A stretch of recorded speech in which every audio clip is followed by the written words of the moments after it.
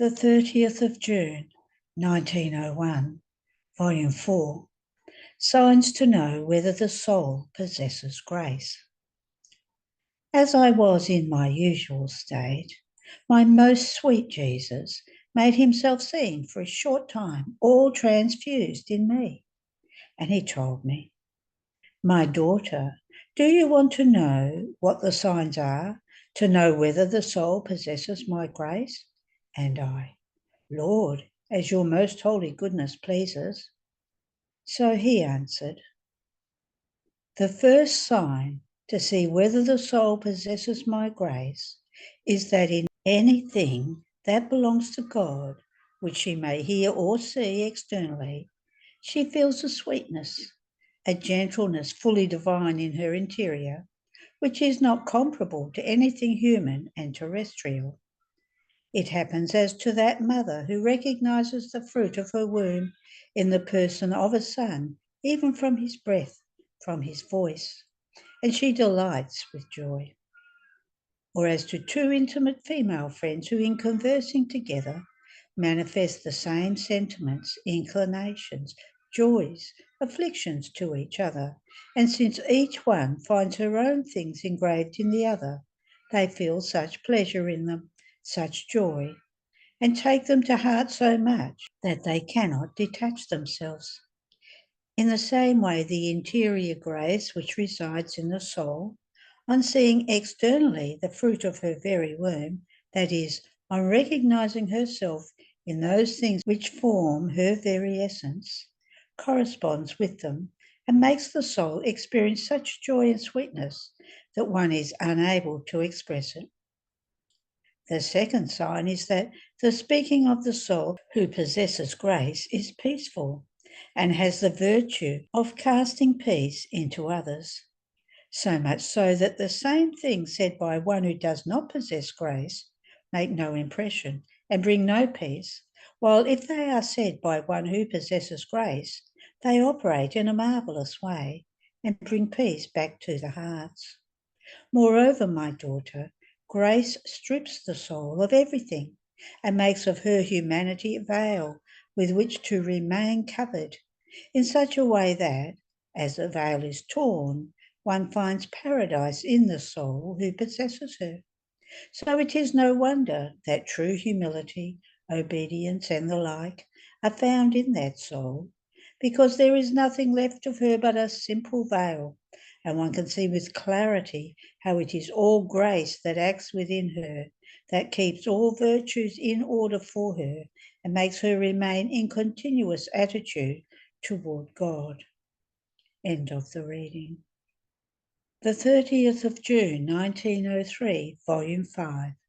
The Most Holy Virgin teaches the soul how to keep her interior gaze fixed on Jesus, the beauty of the interior soul. As I was outside of myself, I saw the Queen Mother, and prostrating myself at her feet, I said to her, "My most sweet Mother, in what terrible constraints I find myself, deprived of my only good and of my very life. I feel I am touching the extremes." While saying this, I was crying, and the Most Holy Virgin, opening herself at the place of her heart, as if she were opening a tabernacle, took the baby from within it and gave him to me, telling me, "My daughter, do not cry. Here is your good, your life, your all. Take him and keep him always with you. And as you keep him with you, keep your interior gaze fixed on him. Do not be embarrassed if he does not tell you anything, or if you are unable to say anything. Just look at him in your interior, and by looking at him, you will comprehend everything. You will do everything, and you will satisfy for all. This is the beauty of the interior soul, without voice, without education, since there is no external thing that attracts her or upsets her, but all of her attraction, all of her goods, are enclosed in her interior. By simply looking at Jesus, she easily comprehends everything and does everything. In this way, you will walk up to the top of Calvary, and once we reach it, You will no longer see him as a baby, but crucified, and you will remain crucified together with him. So it seemed that with the baby in my arms, and together with the Most Holy Virgin, we walked the way of Calvary. While walking, at times I would find someone who wanted to take Jesus away from me, and I would call the Queen Mother to my help, saying to her, "My Mama, help me, for they want to snatch Jesus away from me." And she would answer, "Do not fear. Your care must be in keeping your interior gaze fixed on him. This has so much power that all other powers, human and diabolical, remain debilitated and defeated." Now, while we were walking, we found a temple in which Holy Mass was being celebrated. At the time of Holy Communion, I flew to the altar with the baby in my arms in order to receive communion.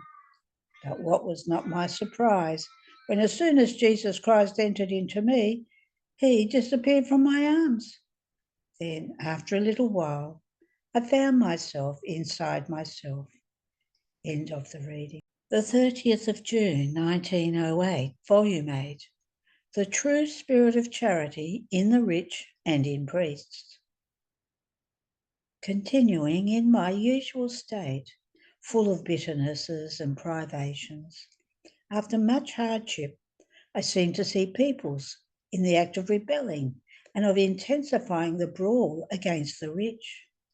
In the meantime, the lament of my most sweet Jesus made itself heard in my ear, all embittered, saying, "I am the one who is giving freedom to the poor. I am tired of the rich. They have done enough. How much money wasted on balls, on theatricals, on useless trips, on vanities, and even on sins. And the poor? They could not have enough bread to satisfy their hunger. They were oppressed, weary, embittered. Had they given them only what they spent on unnecessary things, my poor would have been happy. But the rich have kept them like a family that did not belong to them.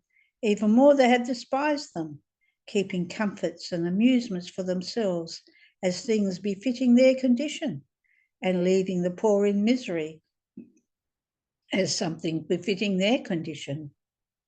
And while saying this, he seemed to withdraw grace from the poor, and these would become enraged against the rich in such a way that grave things would happen.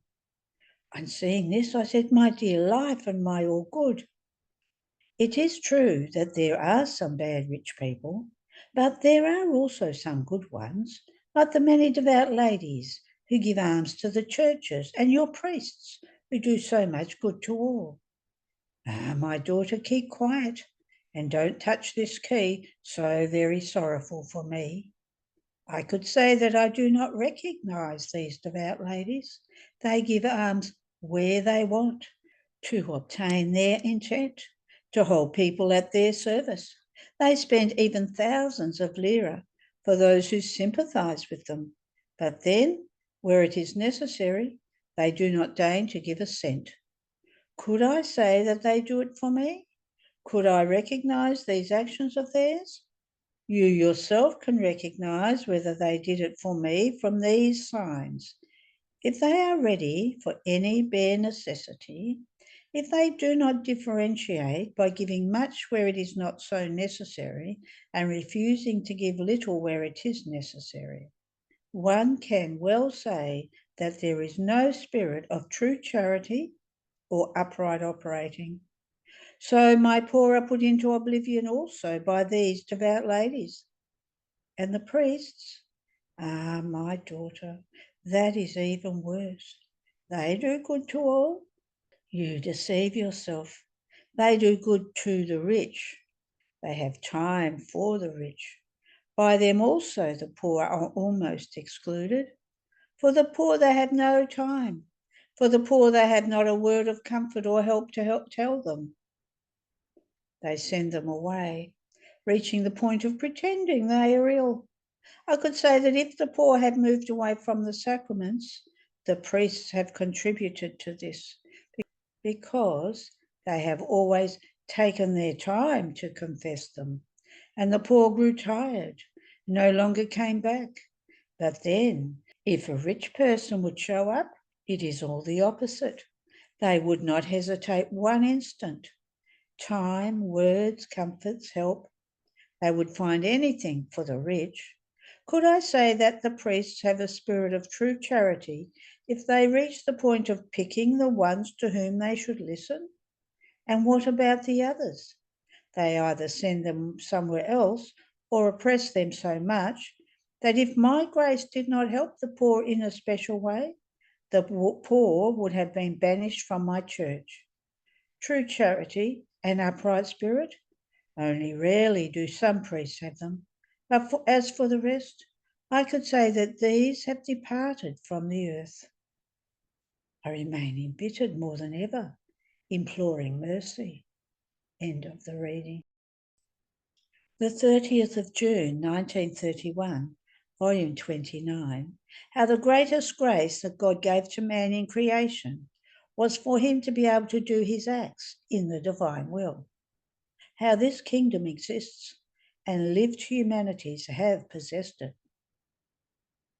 I was thinking about the holy divine volition.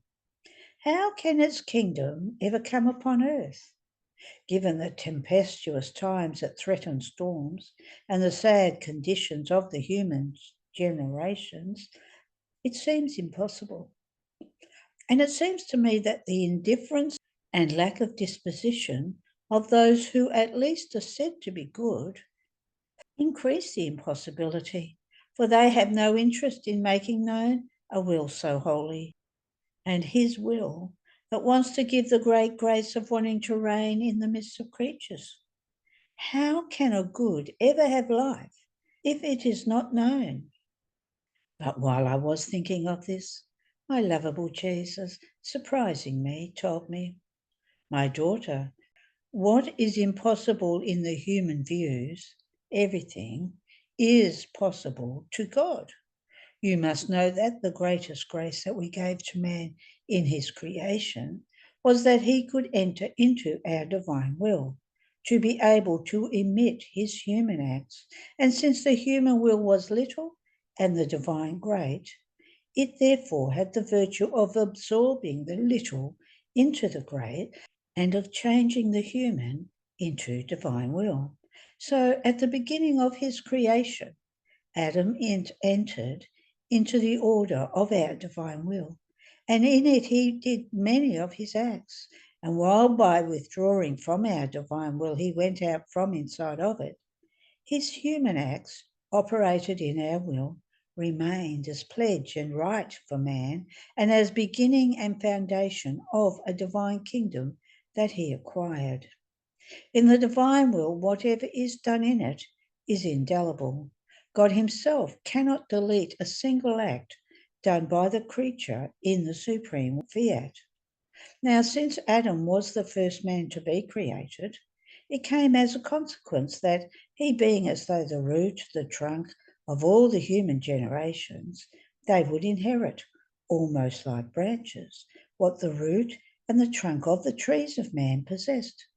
And just as all creatures, as though by nature, inherit the seed of original sin, so do they inherit his first acts, done in our will, that constitute the beginning and the right of the kingdom of our divine will for creatures. To confirm this came the humanity of the Immaculate Virgin, to operate and to follow the acts of Adam, in order to fulfill whole and entire the kingdom of the divine will, to be the first heiress of a kingdom so holy, and to give to her dear children the rights for them to possess it. And to complete all this came my humanity, that by nature possessed the divine will that Adam and the sovereign queen possessed by grace, in order to confirm with the seal of its acts this kingdom of the divine will. So this kingdom exists in reality because living humanities have formed their acts in it as the necessary materials in order to form this kingdom, to give to other humanities the right to possess it.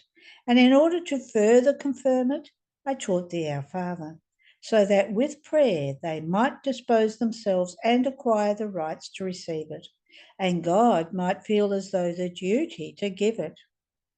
By teaching thee our Father, I myself placed in their hands the right to receive it, and I committed myself to giving a kingdom so holy.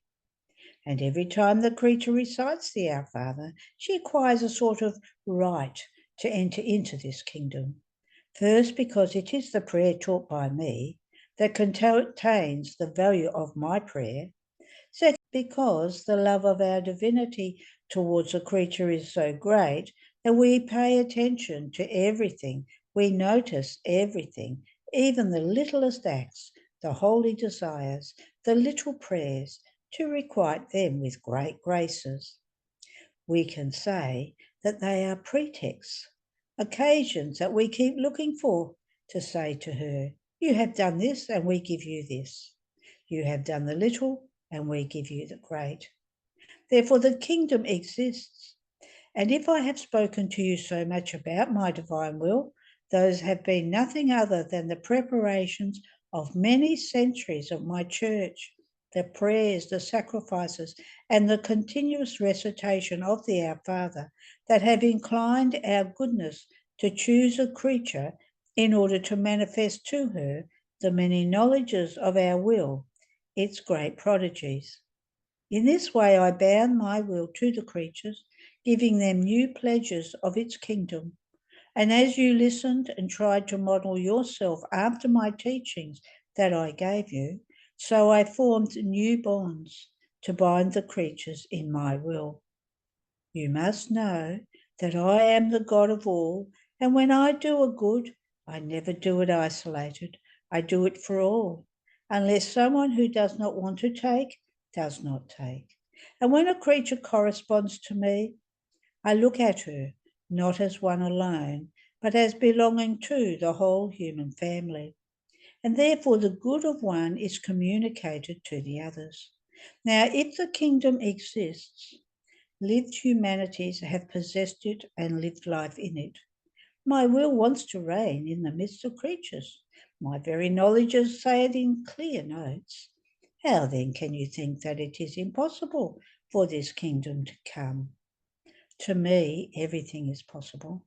I will make use of the very storms and of new events in order to prepare those who must occupy themselves with making my will known. The storms serve to purify the bad air and also to get rid of noxious things. Therefore, I will dispose everything. I know how to do everything. I have the times at my disposal. So let your Jesus do it, and you will see how my will be known and fulfilled. End of the reading. The 30th of June, 1938, volume 36. How true love wants to find itself in the loved one. How our Lord formed many lives to let himself be found. Our field. How knowledge opens all the doors between God and the creature. My poor mind is under the empire of the fiat, which pulling it to itself makes it follow for all it did for love of the creatures. While I was following the acts of redemption, my sweet Jesus, visiting my little soul, all goodness told me. Daughter of my will, my love feels the need to open up to one who loves me and confide to her my most intimate secrets. True love has this virtue of breaking any secret because it wants to find in the loved one anything it possesses, its own love, its own joys, its own qualities. Love wants to find itself in the loved one. No, my daughter, as I came to earth, my love never gave me rest. As soon as I was conceived, I began to form many ways that served to help the creatures to come to me. As I was forming these ways, I stretched them, but I did not detach myself from them. I remained as the centre from which each of them started. Therefore, every act, word, thought, and step were ways of light, sanctity, love, virtue, and heroism that I was forming, so that in every act the creature does, she might find the way to come to me. At the head of these innumerable ways, I put my will as queen, while I put myself in waiting at every crossroad to receive her in my arms. But many times I wait in vain. My love does not give me peace or rest, so I put myself on her way in order to reach her, at least halfway. And if I find her, I invest the act of the creature, so I myself become her act and her way. Then, with exuberant love, I cover her, hiding her in my love. I cover her with my very acts, to the extent that I find myself in her, and I carry her to keep her safe in the arms of my will. Therefore, every thought of the creature has the way to my thought. Every word, every work has the way of my works, thoughts, and steps. If she suffers, she has the way and life of my sufferings. If she wants to love me, she has the way of my love. I surrounded the creatures with so many of my ways that they can't escape me. And if someone does escape me, I become delirious. I run, I fly to reach him. I stop only when I find him, and I enclose him in my ways so as not to let him go again. My coming on the earth has been nothing other than the outpouring of my love, repressed for many centuries. It was for this love, reaching excesses, that I formed the new creation, even overcoming it in the variety of my works and the intensity of my love. But my love is still repressed, and to vent it, I want to give my will as life, to give creatures the greatest good I can give, and to receive the great glory of having the children of my will in our kingdom. As the creature enters our will, our joy is such that she gives us the field on which to repeat in her all we have done in the creation and redemption. Our love wants to see in action, as if they were being created, heaven stretching out, the sun resplendent of light, the winds blowing continuously within those who live in our will, waves of grace and love, seas murmuring love, glory, adoration to their Creator. In action, my will repeats the descent of the Word, and my will is the repeater of all that my humanity did in the creature. So we remain always in the act of operating in her.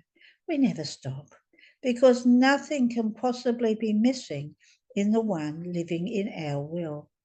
Our very acts will be our throne, our court, and the very life of the creature. Our love for her seems almost unbelievable. We are all eyes over her to see whether she's enclosing all and how many times. Because we love her too much, we keep repeating our operating act, placing new beauty and new sanctity over the masterpieces we've done for her. We like to give to her always, keeping her busy under the reign of our operating acts, to give her the occasion to receive more love and to love us more. Therefore, live always in our will, and you will feel in it the continuous outpouring of our love, our operating act, that not only will repeat our works in action, but will also add new things to astonish heaven and earth. After this, he added, my daughter, everybody lives in my will. If they did not, they just wouldn't find a space in which to live. But who feels our divine life? Who feels surrounded by our sanctity? Who feels the joy of being touched by our creative hands to be embellished from our very beauty? Who feels drowned inside our love? The one who wants to live in our will. Not the one who is there by necessity of creation, merely because of our immensity that involves everything and everyone. These creatures are there without knowing us, like real usurpers of our goods, like disloyal, ungrateful, degenerate children of their Father. Because they do not know us, they do not love us. They cannot find in themselves a place for our sanctity, our love. Their souls are incapable of receiving our ever-increasing beauty. They give us nothing, not even our rights as creator. And while we live together in our divine sea, they are as if far away from us.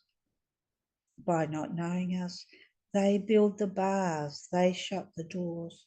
They have broken any communication between them and us. It is knowledge that is the first joining link between them and us. It is wanting to live in our will that takes away the bars and opens the doors to let them come into our arms and delight with us.